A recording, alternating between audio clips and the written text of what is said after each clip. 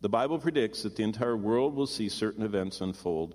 The invention of television and the deployment of global satellite networks during the 20th century allow news to travel the world at the speed of light for the first time. Remember, in the Apostle John's day, news traveled at the speed of horse.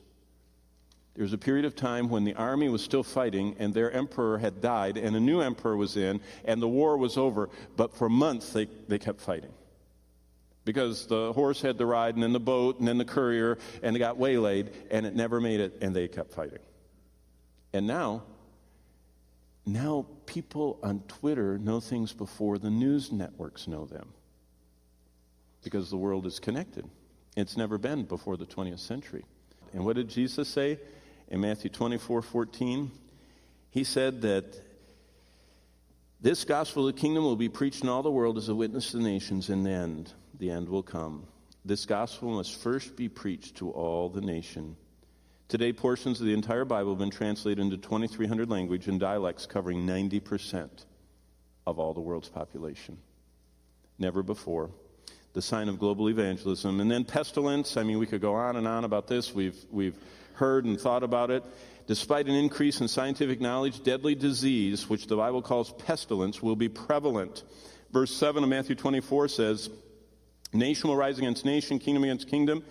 And what we have is famines and pestilences. And then he said there's going to be this global tracking and positioning with digital money.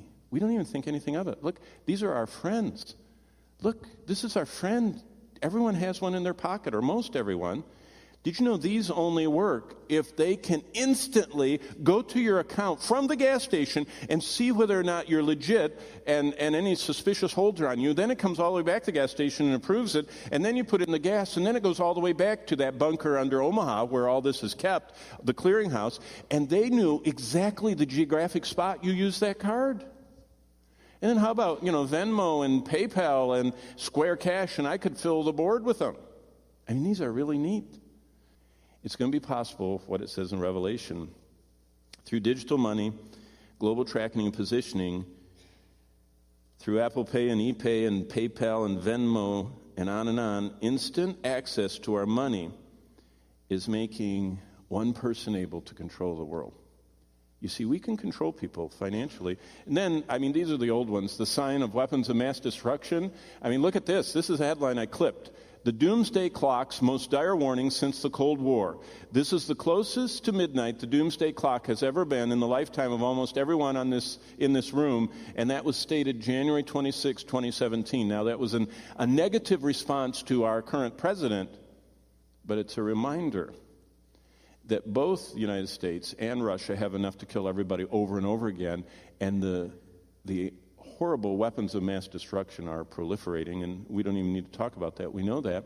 And then global religion and the return of the wandering Jews to the promised land.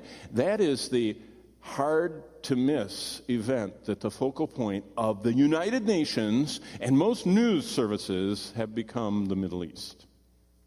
And if it's not Islamic something, it's Israeli something, and this is what the world wants. They want us to coexist. And they want the Islamics to get along with the Jews, and they want us all to, kind of be very smoothly Oriental, with Hinduism and Buddhism and all the Eastern religions, and they want the cross to fit in there, along with the drug culture and the peace and everything else and Satanism, and we want to get along. And there is coming a global religion where there's going to be a proponent of getting along. And he's going to promise peace and safety, and everybody's going to listen to him. And what Jesus did not accomplish, he couldn't get everybody to worship him, the Antichrist will get. Everyone except those that are sealed by God. And all the rest of the world will worship the other Christ, not the real one. Sadly, one of the worst events of all time. And then there's this global desire for peace and prosperity and materialism. Jesus said that the world is going to be just like in the days of Noah, and it will be. God says there's 7 events coming in the future. The next one is when he comes for his church. And the only thing Jesus told us is to be ready. And Paul repeated it. He said, live every day ready, as if it was your last. How long is it since we've thought about that? That's what we're think about all day long. We're supposed to be saying, even so, come quickly, Lord Jesus. Let me not be ashamed before you at your coming, the Apostle John said. And then comes the judgment seat of Christ. Be holy. Christ will test our lives. Some that turn many to righteousness will shine like the stars forever. And some who don't will be saved. Yet so as through fire. The tribulation, be thankful. Christ will keep us from that hour. The second coming, be patient. Christ is going to right all wrongs. Even every ethnic wrong, every environmental wrong, every wrong in this world, all the secret sins and all the wicked things that have gone on. He said, I'm going to write them all. Don't worry. Be patient. Be focused. Christ is going to perfect the earth. Yeah, I've seen so many Christians who are trying to save the earth. Don't worry. Jesus is going to. Okay? He's going to fix it all back. And nothing's going to be polluted, nothing's going to be poisonous, and nothing's going to be bad. And the rivers are going to be life-giving, and the death and destruction is going to roll back, as well as warfare and everything else. Be patient.